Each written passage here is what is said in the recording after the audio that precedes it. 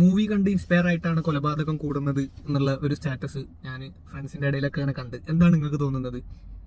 നമ്മളെ നാട്ടിലെ ഡ്രഗ്സിന്റെ അവൈലബിലിറ്റി കൂടാൻ നമ്മളെ നാട്ടിലെ നിയമവും നമ്മളെ ആൾക്കാരും ഏറ്റവും കൂടുതൽ പങ്ക് വഹിച്ചുകൊണ്ട് മാത്രമാണ് ഡ്രഗ്സിന്റെ അവൈലബിലിറ്റി നമ്മുടെ നാട്ടിൽ കൂടിയത്. ചെറുപ്പം വലുപ്പം ഒന്നും ഇല്ലാത്ത രീതിയിൽ ആൾക്കാർ ഉപയോഗിക്കാൻ തുടങ്ങിയത് അതിനൊരു സാധ്യത അവിടെ ഉണ്ടാക്കി കൊടുത്തുകൊണ്ടാണ്.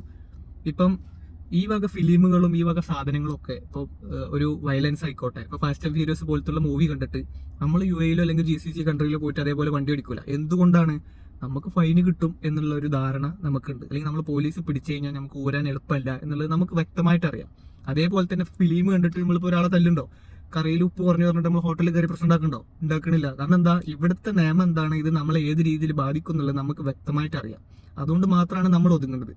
അപ്പൊ നാട്ടില് പോലീസ് എഫിഷ്യന്റ് ആയിട്ട് വർക്ക് ചെയ്യുന്ന ആൾക്കാരും ഇത് പിടിക്കപ്പെടുന്ന ആൾക്കാരെ സഹായിക്കാനും ആൾക്കാരുണ്ട്. പോലീസ് ആൾക്കാർ പിടിക്കുന്നുണ്ട്, ഒരുപാട് കേസുകൾ രജിസ്റ്റർ ചെയ്യുന്നുണ്ട്, നിസാര പോലെ ആൾക്കാർ പുറത്തിറങ്ങുന്നുണ്ട്. ഈവൻ കൊലപാതകമാണെങ്കിൽ പോലും ഗണേഷ് കുമാർ പറഞ്ഞു വണ്ടി ഇടിച്ച് കൊന്നാൽ പോലും പുറത്തിറങ്ങി നടക്കാൻ പറ്റിയ സംവിധാനമുള്ള നാടാണ് നമ്മുടെ നാട്. അതിന് നിങ്ങൾ സിനിമാക്കാരെ കുറ്റം പറഞ്ഞിട്ടോ? സിനിമ ഇൻസ്പയർ ചെയ്തെന്ന് പറഞ്ഞപ്പോൾ സിനിമ കണ്ടിട്ട് പട്ടാളക്കാരനായവരും അല്ലെങ്കിൽ സിനിമ കണ്ടിട്ട് കള്ളനായവരും എല്ലാ കഥകളും ഉണ്ട്. പക്ഷേ മുഴുവനായിട്ടും ഇത് അതുകൊണ്ടാണ് അല്ലെങ്കിൽ ഇത് ആൾക്കാർ കണ്ടുകൊണ്ട് മാത്രമാണ് ചെയ്യുന്നതെന്ന് പറഞ്ഞാൽ അതിൽ യാതൊരു ലോജിക്കൂല. ഈ പറഞ്ഞ ഫിലിമുകൾ ഇവിടെ ഇറങ്ങുന്നുണ്ട്, നമ്മളും കാണുന്നുണ്ട്. ഈ ഫിലിമുകളൊക്കെ നമുക്ക് ഇവിടെ എന്തെങ്കിലും ചെയ്യാൻ പറ്റുണ്ടോ? കൃത്യമായി ഇതിന്റെ ഉപയോഗം തടയണമെങ്കിൽ എല്ലാവരും, അത് കുട്ടികളെന്നില്ല മുതിർന്നവരെന്നില്ല, എല്ലാവരും കൃത്യമായി ശ്രദ്ധിച്ച് നമ്മുടെ മുന്നിൽ അങ്ങനെ ഒരു പ്രശ്നം കാണുമ്പോൾ അത് പോലീസിനെ ഇൻഫോം ചെയ്ത് അവരെ ഏത് രീതിയിൽ മാറ്റിയെടുക്കാൻ പറ്റും എന്നുള്ളതൊക്കെയാണ് നമ്മൾ നോക്കേണ്ടത്.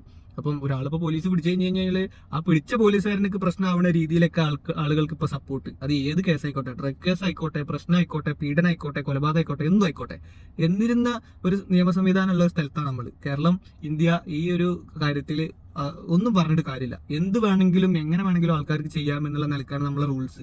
ആരെന്ത് ചെയ്താലും നമുക്ക് കുറച്ച് കഴിഞ്ഞാൽ പുറത്തിറങ്ങാം, അല്ലെങ്കിൽ നമുക്ക് നമ്മളെ സപ്പോർട്ട് ചെയ്യുന്ന ആൾക്കാരുണ്ട് എന്നുള്ള നിലക്ക് ആളുകൾ ചെയ്യും.